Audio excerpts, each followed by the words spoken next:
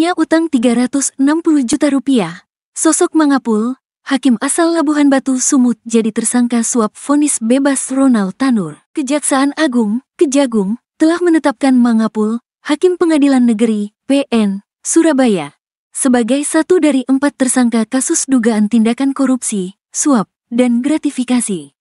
Mangapul dilaporkan menerima suap terkait vonis bebas anak anggota DPR dari PKB Edward Tanur, Gregorius Ronald Tanur.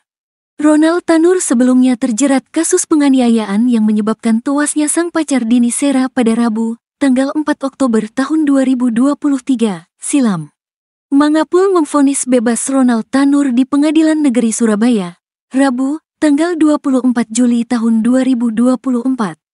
Belakangan terungkap, pengacara Ronald Tanur menyuap Mangapul terkait vonis bebas tersebut. Diketahui, total uang tunai yang disita penyidik kejaksaan dalam penangkapan ketiga hakim dan pengacara Ronald Tanur ini mencapai 20 miliar rupiah.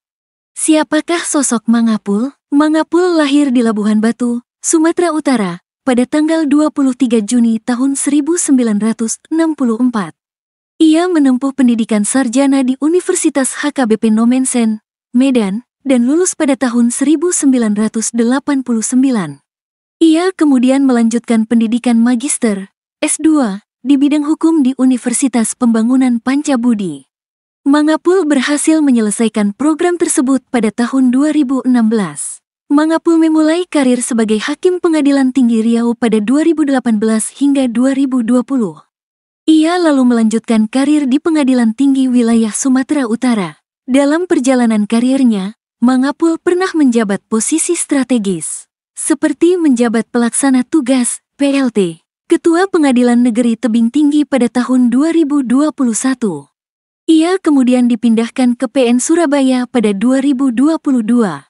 Di sini, ia bertugas sebagai hakim mediator di kelas IA khusus dengan pangkat Pembina Utama Madya, golongan 4D.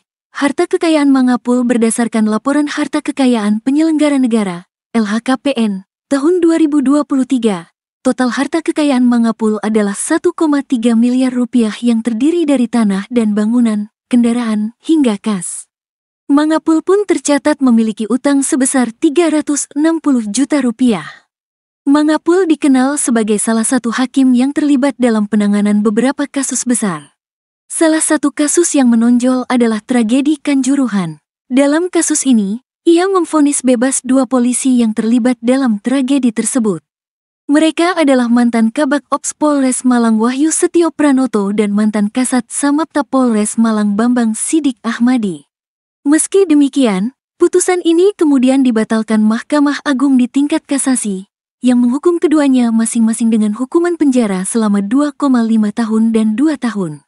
Namanya kemudian kembali menjadi perbincangan ketika menjadi majelis hakim bersama Eri Tuah Damanik dan Heru Hanindyo dalam sidang vonis pembunuhan Ronald.